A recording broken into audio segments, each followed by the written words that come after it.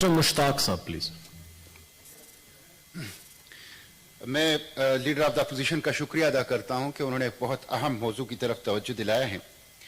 Mister chairman, PTI ने वादा किया था कि हम नया पाकिस्तान देंगे, लेकिन नया पाकिस्तान के बजाय महंगा पाकिस्तान, खुदकशियों का पाकिस्तान और बहरानों का पाकिस्तान इन्होंने दिया है। बिजली और गैस तो वैसे भी गायब हैं, पेट्रोल और डीजल की कीमतें आसमान से बातें कर रही हैं, अद्वियात नापेद हैं और अब आटा और गंदम के शदीद बहरान की जिद में है पूरा पाकिस्तान। मैं हैरान हूं मिस्टर चेयरमैन कि पाकिस्तान का जो एग्रीकल्चर लैंड है, पाकिस्तान के जो वाटर रिसोर्सेज हैं और पाकिस्तान के जो मेहनतकश अवाम हैं, पाकिस्तान एक फूड बास्केट है, पाकिस्तान अनाज का गोदाम है, गल्ले का गोदाम है। और मैं नहीं, माहिरीन कहते हैं कि पाकिस्तान अगर रिसोर्सेज को प्रॉपर तरीके से इस्तेमाल करें तो ये पाकिस्तान पूरे बरे-ए-आज़म अफ्रीका की ग़िज़ाई ज़रूरियात पूरा कर सकता है।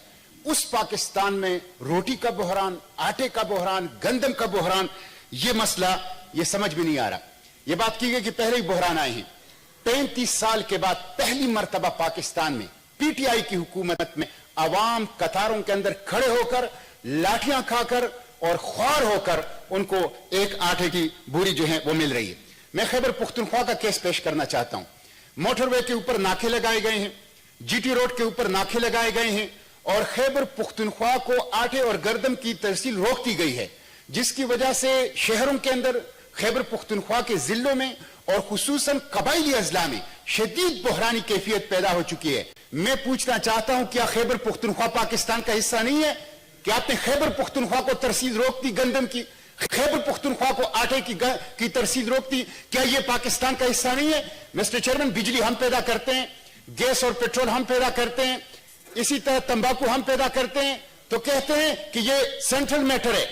और जब गंदम जो है वो पंजाब में पैदा होता है तो कहते हैं कि यह प्रोविंशियल मैटर है। खैबर पुख्तनख्वा के साथ यह ज्यादती हो रही है मिस्टर चेयरमैन। इसमें वफाकी और सूबाई हुकूमतें दोनों वो नाकाम साबित हो चुकी हैं और यह कमी का मसला नहीं है, माफिया है, माफिया।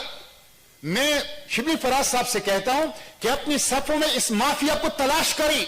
यह शुगर मिल माफिया, यह स्टील माफिया, यह सीमेंट माफिया, यह आटा माफिया, यह हुकूमत के सफों में है और अपनी जाती मफाद के लिए अवाम के जो मुंह है उससे नवाला छीन रहे हैं। मैं आखिरी बात करके मिस्टर चेयरमैन आपसे इजाजत चाहूंगा। अभी चंद दिन पहले मीर हसन नाम का एक स्क्रैप डीलर था कराची में, उसने 4 बच्चों का बाप था, उसने खुदकुशी की और खुदकुशी के से पहले उन्होंने वजीर आजम के नाम खत लिखा और उसने कहा कि रोटी नहीं है, बच्चों की तालीम के लिए कुछ है नहीं, रोजगार नहीं है, सहूलियात नहीं है। उसने वजीर आजम के नाम खत लिखा है। मिस्टर चेयरमैन, ये कोई विजन नहीं है कि खाना लंगर खानों में मिलेगा, रिहाइश पनागाहों में मिलेगी और सुकून कब्र में मिलेगा। ये कोई विजन नहीं है मिस्टर चेयरमैन। हो सकता है, मुझे तो डर यह है कि वजीर आजम साहब टीवी पे आके कहें कि घबराना नहीं, अब आटा सैशे पैक में मिलेगा। ये सूरत हाल हो गई पाकिस्तान की। इसलिए उन लोगों को किसी तरह सुकून नहीं मिल सकता जो आवाम के मुंह से रोटी का नवाला छीन ले, जो गंदम का और आटे का बहरान पैदा करके आवाम से जीने का हक छीन ले। इसलिए इनकी इंक्वायरी होनी चाहिए।